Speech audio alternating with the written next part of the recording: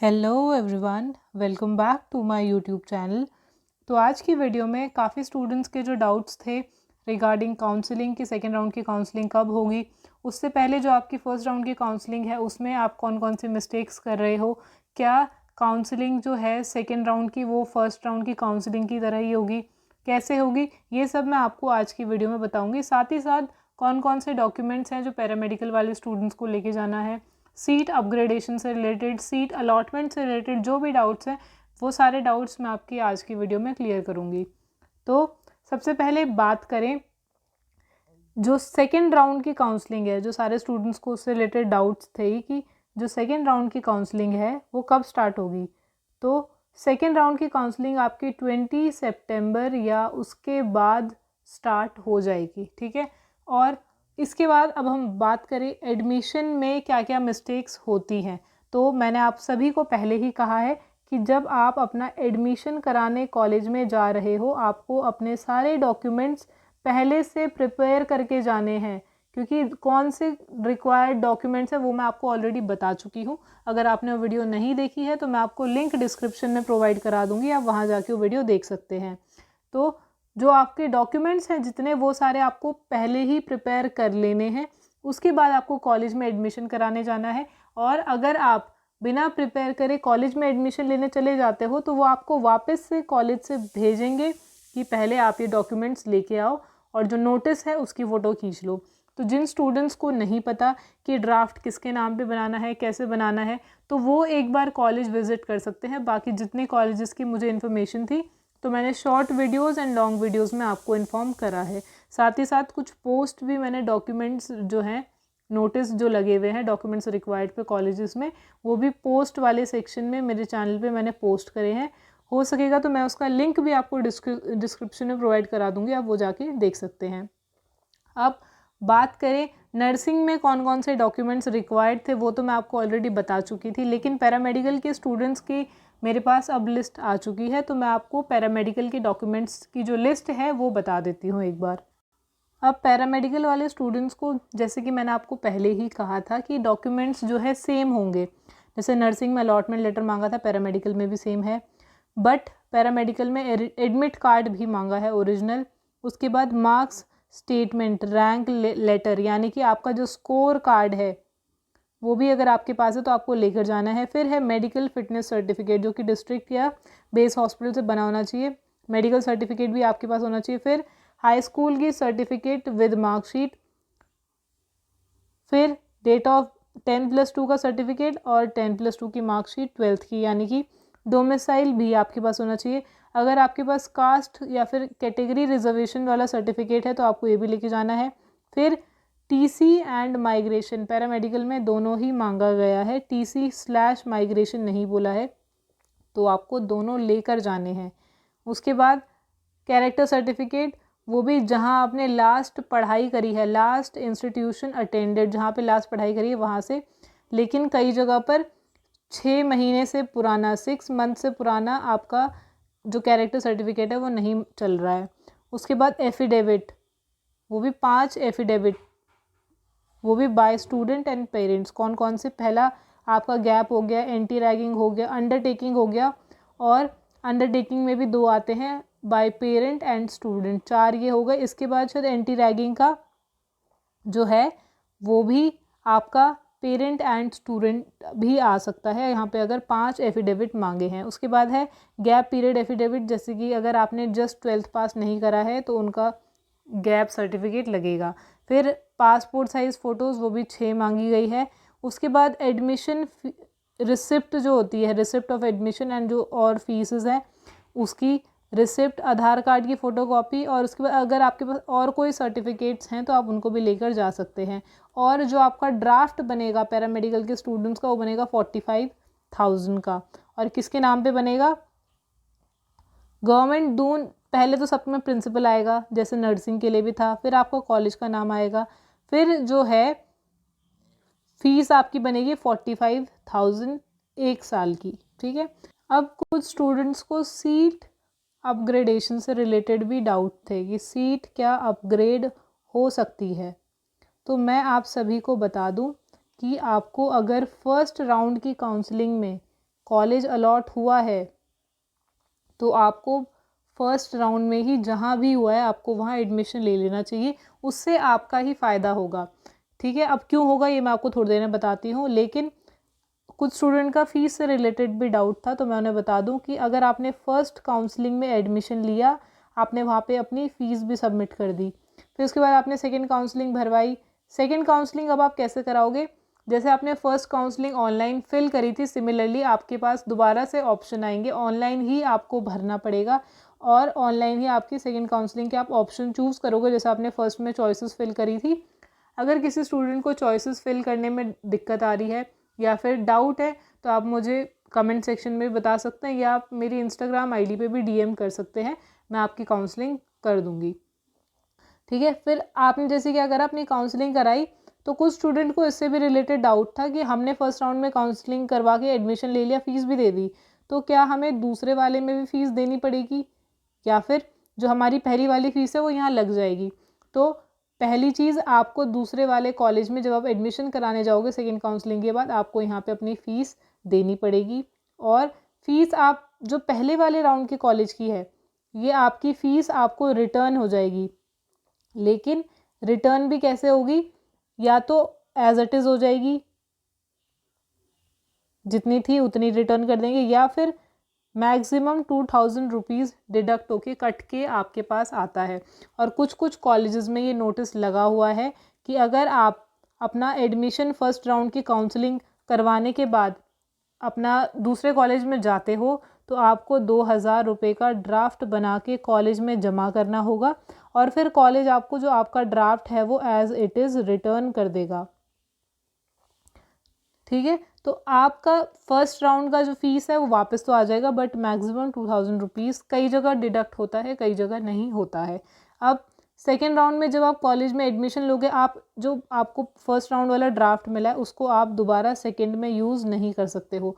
अब क्यों नहीं कर सकते हो यूज़, क्योंकि आपका जो फर्स्ट में आपने ड्राफ्ट बनाया था उसमें आपने लिखा होगा प्रिंसिपल और जो भी आपका फर्स्ट वाले कॉलेज का नाम था, लेकिन अब आपका सेकेंड कॉलेज में कॉलेज का नाम भी तो चेंज हो जाएगा, तो आपको फिर नया ड्राफ्ट बनाना पड़ेगा प्रिंसिपल जो भी कॉलेज का नाम है उसके नाम पे। ठीक है, अब फर्स्ट और सेकेंड का हो गया हमारा काउंसलिंग का।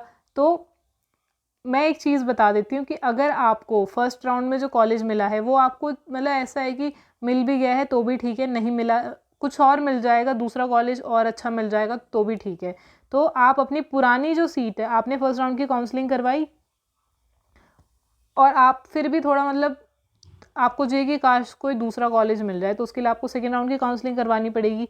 तो क्या होगा कि आप अपने फर्स्ट राउंड की, अगर आपको सेकेंड राउंड में अच्छा कॉलेज नहीं मिला तो आप चाहते हो कि काश मुझे पुराना ही कॉलेज मिल जाता, तो इसके सिर्फ आपके पास दो ऑप्शंस हैं जो मैं आपको काउंसलिंग के रिजल्ट में बताऊंगी कि आप अपनी पुरानी सीट कैसे ले सकते हो। तो ये आपका काउंसलिंग का एक रिज़ल्ट है। ठीक है, इसमें मैं आपको पहले बता देती हूँ, कुछ स्टूडेंट्स को पता नहीं था कि उन्हें किस कैटेगरी की सीट अलॉट हुई है। तो सबसे पहले जैसे कि आप देख सकते हैं कैटेगरी क्या है, सब कैटेगरी है ओबीसी, फिर सब कैटेगरी है वुमेन। अब अलॉटेड कैटेगरी, किस कैटेगरी की सीट मिली है, वो मिली है अनरिजर्व्ड ओपन की। तो मैं आपको बता दूं कि आपका जो फर्स्ट और सेकंड राउंड होता है उसमें आपको कैटेगरी वाइज, अगर आप ओबीसी वुमेन की सीट कैटेगरी के हो तो आपको ओबीसी वुमेन की ही जो सीट है वो अलॉट होनी चाहिए, लेकिन आपको हुई कौन सी अलॉट, अनरिजर्व्ड ओपन की। तो ऐसा सिर्फ होता है थर्ड राउंड में। फर्स्ट और सेकेंड राउंड में जिस कैटेगरी के आप हो आपको उसी कैटेगरी की सीट मिलती है, लेकिन थर्ड राउंड में अगर किसी भी कैटेगरी की सीट बची हो और आपकी रैंक अच्छी हो तो आपको मिल जाता है आपको जो भी कॉलेज चाहिए। तो अब हम देखेंगे कि कैसे करना है। ठीक है, तो अब जो ये स्टूडेंट था इसने क्या करा होगा, पहले प्रीवियस राउंड में जो कॉलेज मिला था वहाँ पे एडमिशन ले लिया, इसीलिए अलॉटेड कॉलेज वो भी प्रीवियस राउंड में, आप देख सकते हो प्रीवियस राउंड में गवर्नमेंट स्कूल ऑफ नर्सिंग, ऐसा ये सारे स्टूडेंट्स के लिए है।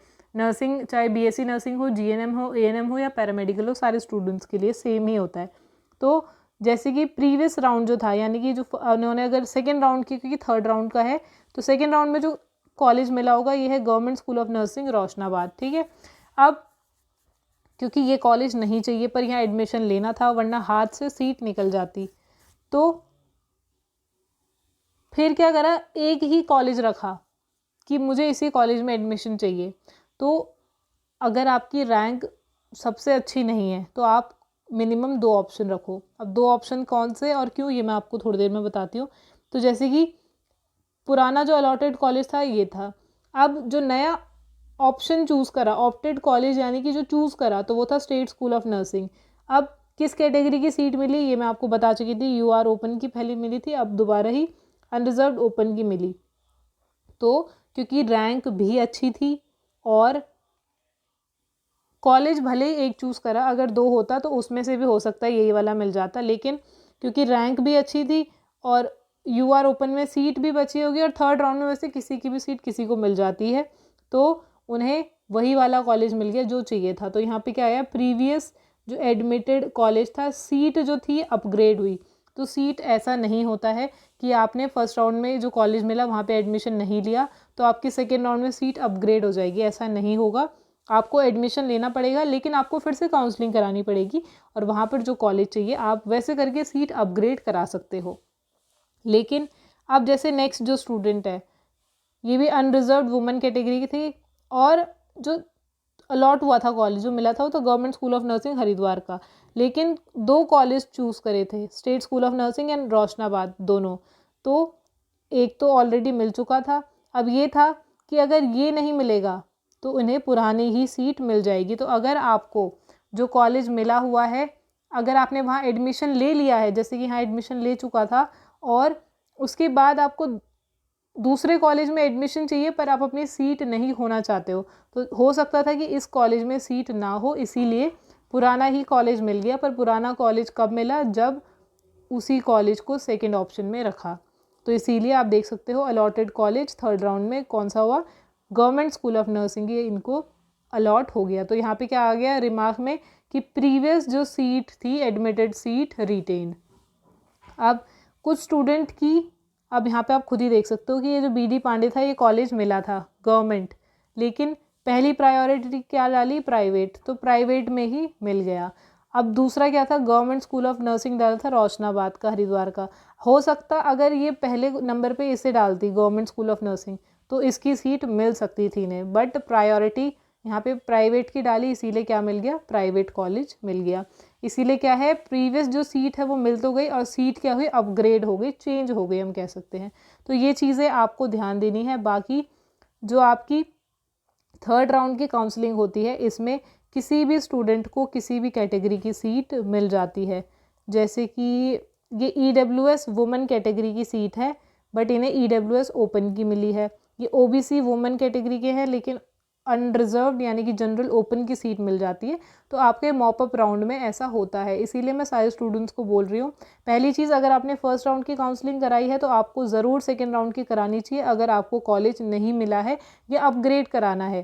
क्योंकि फर्स्ट राउंड की अगर आपने काउंसलिंग करवाई है तो आपकी 1500 या 1000 रुपये फ़ीस पड़ी होगी और आप चाहते हो आपको कॉलेज मिले बट आपको नहीं मिला या आपकी प्रायोरिटी का नहीं मिला, तो आपकी सेकेंड राउंड की काउंसलिंग तो वैसे भी फ्री होती है अगर आपने फर्स्ट राउंड की कराई है। तो इसीलिए मैं आप सभी को सजेस्ट करूँगी अगर आपको दूसरा कॉलेज चाहिए तो पहले के बाद आप दूसरी काउंसलिंग भी करवा सकते हो। उसके बाद ड्राफ्ट से रिलेटेड भी काफ़ी स्टूडेंट्स के डाउट थे जो कि मैं शॉर्ट वीडियोस में क्लियर कर चुकी हूँ। जो आपका ड्राफ्ट है वो आपका प्रिंसिपल का नाम नहीं आएगा, प्रिंसिपल आएगा, फिर आएगा आपका जो कॉलेज आपको मिला है, जैसे कि यहाँ पे BD Pandey school of nursing Nainital, तो यहाँ पे आ जाएगा। एंड पेएबल का आपको एक बार वहाँ पे कॉलेज में पता करना पड़ेगा। अब मेरे पास कुछ ड्राफ्ट भी हैं सैम्पल जो मैं एक बार आपको दिखा देती हूँ कि ड्राफ्ट होता कैसे और बनाना कैसे है। तो ये आपका एक PNB का ड्राफ्ट का फॉर्म है जो आपको बैंक से मिलता है, ठीक है। यहाँ पे आप देख सकते हो जो अमाउंट है ये आपको डालना है, यहाँ पे भी अमाउंट है और ड्राफ्ट किसके नाम पे बनाना है ये भी यहाँ पे मेंशन करा गया है। उसके बाद principal state school of nursing and payable भी लिखना पड़ता है आपको, इसीलिए आपको पेएबल का पता होना चाहिए। जो देहरादून वाले स्टूडेंट्स हैं उनका तो पेएबल एट देहरादून ही आएगा, जो हरिद्वार वाले हैं पेएबल एट देहरादून आएगा। बाकी कुछ कॉलेजेस की मुझे डिटेल्स मिल गई थी जो मैंने शॉर्ट वीडियोस में आपको अपडेट कर दिया था। तो अगर आप अल्मोड़ा या हल्द्वानी या गोपेश्वर के स्टूडेंट्स हैं तो मुझे इन स्टूडेंट्स की डिटेल मिल चुकी थी, तो मैंने शॉर्ट वीडियोज़ में अपलोड करी थी, तो आप शॉर्ट्स में जाकर देख सकते हैं। बाकी ड्राफ्ट बनने के बाद कैसा दिखता है एक बार वो भी मैं आपको दिखा देती हूँ। तो आपका ड्राफ्ट बनने के बाद कुछ ऐसा दिखता है। Principal government school of nursing, ये पीएनबी का ही है। यहाँ पे अमाउंट आ गया और एक बाकी आपके नाम वगैरह यहाँ पे मेंशन करे रहते हैं। तो ये आपका पीएनबी का ड्राफ्ट है और ड्राफ्ट आपका ऐसा कुछ होगा जो आपको कॉलेज में सबमिट करना होगा। तो आज की वीडियो में इतना ही। आई होप आपके कुछ डाउट्स थे जो मैं इस वीडियो में क्लियर कर पाई होंगी। अगर आपके और कोई डाउट्स है तो आप मुझे कमेंट सेक्शन में पूछ सकते हैं। मैं कोशिश करूँगी कि नेक्स्ट वीडियो में आपके डाउट्स ज़रूर क्लियर कर सकूँ। Thanks for watching.